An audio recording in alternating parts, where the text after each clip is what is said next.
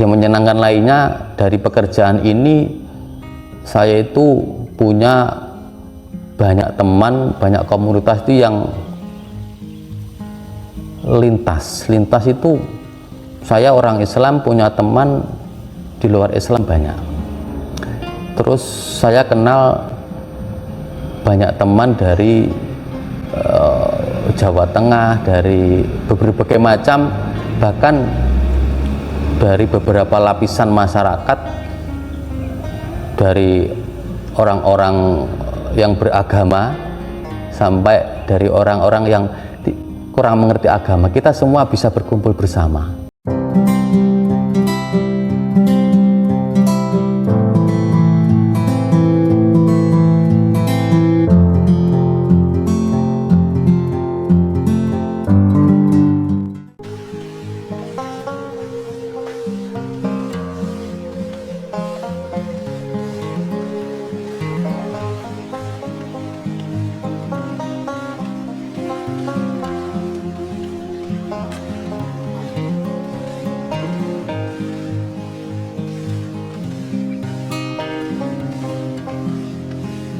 Nama saya Ahmad Hafid, umur 42 tahun, usaha saya bakulan bibit lele.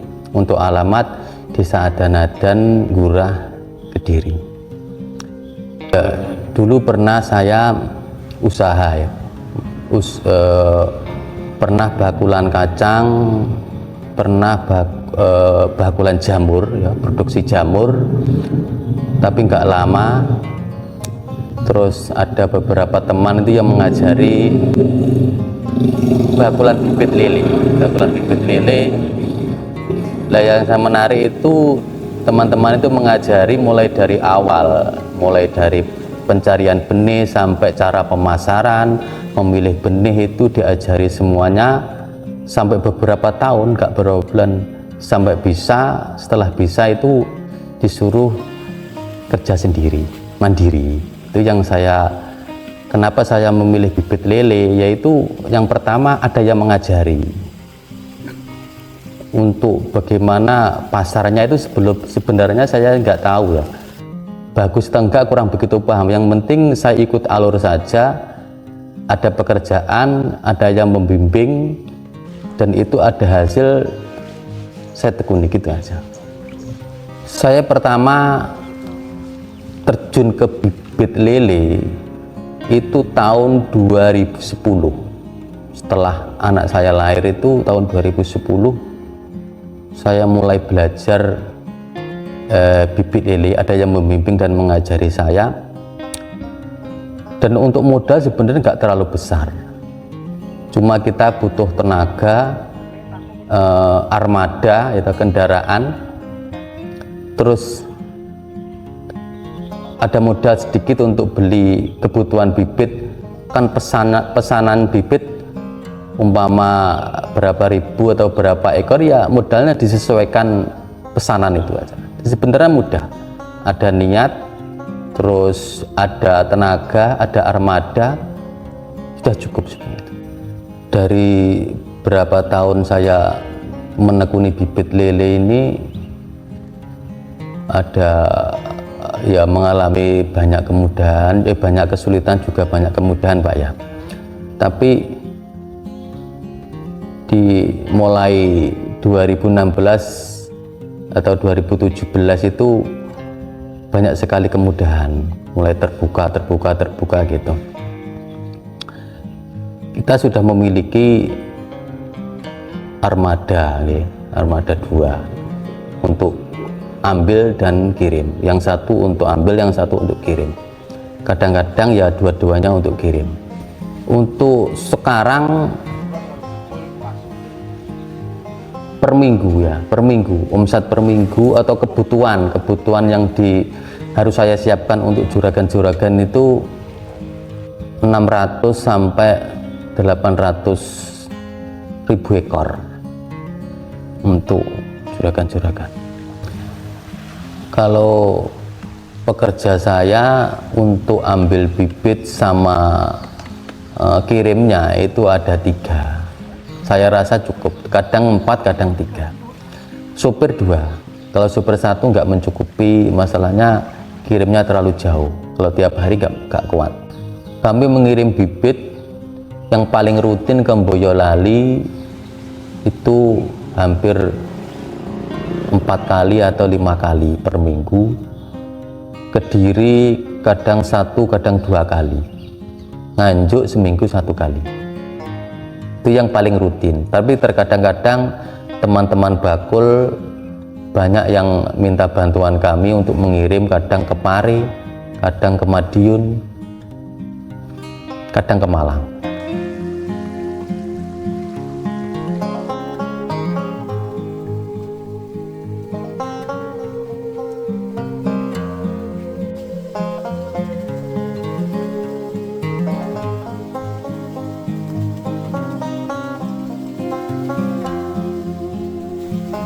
Kalau untuk jumlah petani bibit kami, jumlah pastinya kurang tahu Pak ya, kurang tahu jumlahnya itu.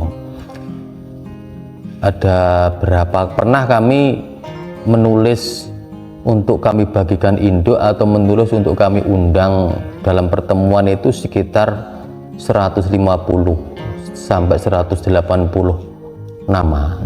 Niku jumlah petani bibit. Itu yang insya Allah loyal, tetap menjual bibit kepada kami itu. Nah, untuk bibit yang kami pilih itu untuk kami jual ke pembudidaya pembesaran, itu ada kriteria memang. Ada, kami punya ciri-ciri bibit ya. Yang pertama, kami lebih suka dari induknya itu harus kualitas, induk bersertifikat, bukan induk sembarangan. Itu yang pertama. Yang kedua, kami pilih ikan yang bibit yang kualitas. Bibit kualitas itu bisa dilihat dari umur ya, dari umur, terus dari biasanya kan ada bibit umur 2 bulan masih sebesar ukur 4 kadang. Yang kami pilih kan umur 2 bulan atau 50 hari itu sudah mencapai ukur 6-7. Tapi kadang ada bibit yang over, umur 40 sudah ukur 6-7. Itu terlalu over dan itu kurang bagus. Menurut saya kurang bagus, pengalaman kurang bagus. Tiap tak kirim ada masalah, ada kendala. Yang sudah umur 60 atau 50 tapi bibitnya masih kecil, itu ada kendala juga, nanti dipanennya itu lambat, dan itu bukan masuk kriteria bibit yang saya cari. Alhamdulillah petani bibit saya itu loyal, hampir semua loyal. Nggak ada tips khusus ya untuk membuat mereka loyal itu sebenarnya.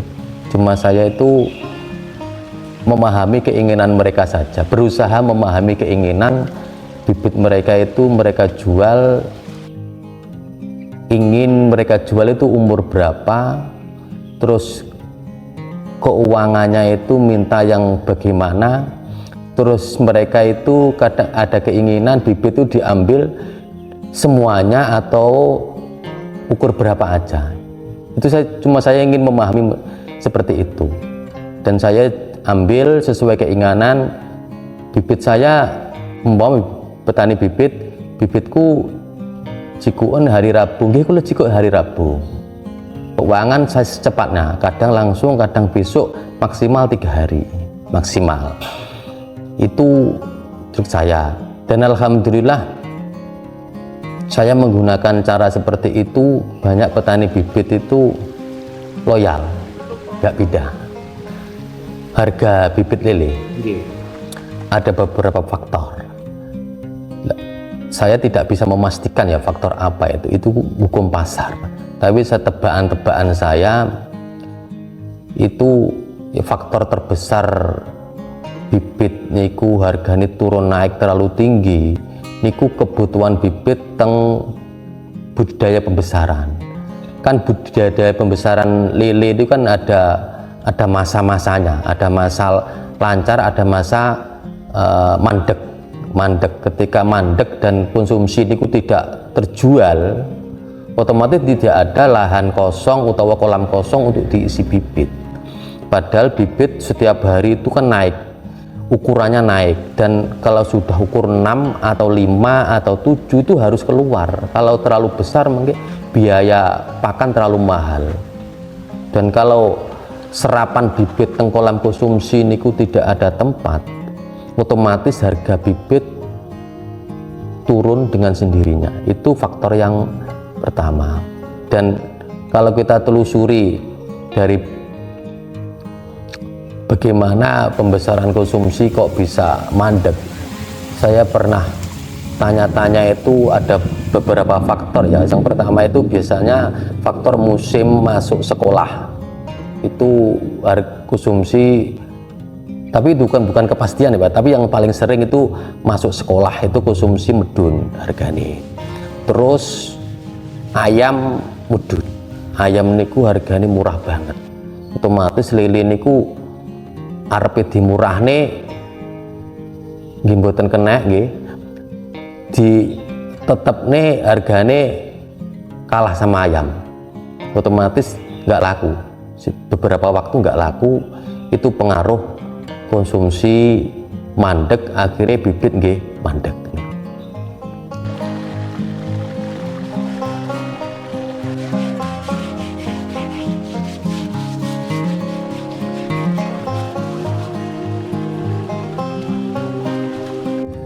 Kita pakai karantina ya, agar bibit itu aman dikirim sampai tujuan, tergantung kirimnya kita kemana. Kalau kirimnya kita ke Jawa Tengah atau Jawa Barat, kita karantina dulu bibit, kita ambil pagi, karantina sampai malam berapa jam gitu, tujuannya untuk mengosongkan isi perut dari bibit itu yang pertama. Yang kedua, harus sesuai kapasitas itu volume air di blong-blong atau di tempat mobil kiriman itu harus sesuai kapasitas. Kalau lebih bahaya, kalau kurang isi ya sebenarnya nggak apa-apa kurang isi, tapi biasanya catu-catu ini ketukaran, rusak nih. Itu faktor. Ada faktor lain yang terutama itu banyak sekali faktor yang ada. Umur bibit, kalau umur bibit terlalu muda, kita juga nggak berani resiko kirim terlalu jauh. Umur bibit harus pas. Alhamdulillah untuk pengiriman bibit pembayaran itu mudah Pak. Ada beberapa tempat itu bahkan hampir semuanya itu bayar cash. Kurang wajar, kurang berapa persen itu wajar, tapi hitungannya itu sama dengan cash. Kalau memang ada memang beberapa tempat itu kita kirim bayarnya separuh, yang separuh nanti berapa hari, atau kirim nanti bayarnya langsung berapa hari, ada. Tapi mereka pun juga maksimal rata-rata di 1 minggu lunas, itu sudah lunas. Alhamdulillah kita soal pembayaran dari pihak kiriman itu normal semuanya. Ada yang cash, ada yang kurang, ada yang tempo, tapi itu pun beres semua. Oh ya, di sini saya sebagai posisi menyeimbangkan di tengah-tengah dari petani bibit itu menjual bibit, otomatis ingin memiliki atau ingin mendapatkan harga yang setinggi-tingginya, dan dari pihak petani konsumsi ingin membeli bibit dengan menawar serendah-rendahnya. Di sini saya posisi itu tengah-tengah itu menyeimbangkan agar ampriye niku petani bibit niku kula tuku niku pas, harganya tidak kemurahan gitu, tidak terlalu murah, dan harga itu bisa disetujui atau dihitung-hitung oleh petani konsumsi, itu tidak mahal juga bisa memberikan selisih keuntungan waktu panen. Itu yang saya pikir tiap jual beli seperti itu. Jadi kita ambil posisi tengah-tengah, keseimbangan. Alhamdulillah ada sedikit kendala-kendala, tapi tidak terlalu rumit ya, tidak terlalu rumit. Terutama kita cari pasar dulu itu, cari pasar atau cari pembeli bibit. Dari sekian orang, 10 orang atau 5 orang itu, kita waktu awal kita coba-coba dulu atau kita amati yang bisa kita ajak kerjasama yang mana. Dari 5 orang alhamdulillah kita dapat 1 yang kita kerjasama terus, yang lain kok penake omong tidak bisa teruskan lah itu kita tinggal, kita ajak kerjasama yang mudah. Itu cari pasar gak langsung kita dapat 1 orang terus itu mudah selamanya, nggak bisa. Biasanya tetap kesandung-sandung, ditipu atau di apa, itu pasti sudah. Kita cari, kita dapat baik, kita rambut yang baik itu ya kita ajak kerjasama terus. Kebutuhannya apa, kalau kebutuhannya bibitnya seperti apa, kita cukupi terus sesuai keinginan mereka. Kok mereka puas, terus pembayarannya mudah dan sebagainya, kita jaga kerjasama terus. Kalau kita sesuai keinginan mereka kita penuhi, kok ada kendala mungkin dari pihak keuangan atau lainnya, ya kita berusaha cari yang lain lah.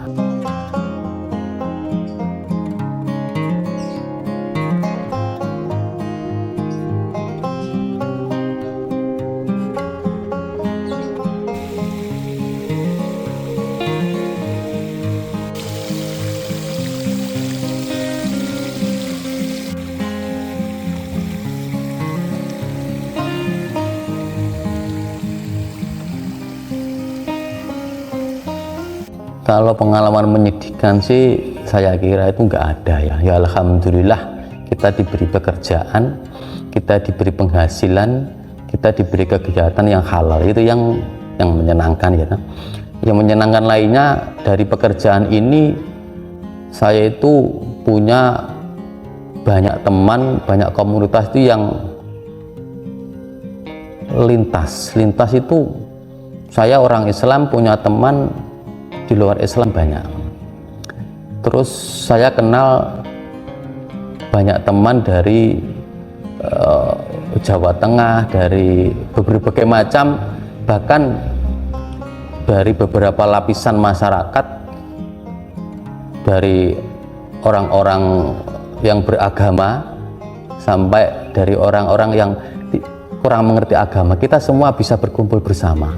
Itu yang saya suka dari pekerjaan ini, dan kita bisa berinteraksi dengan semua lapisan masyarakat.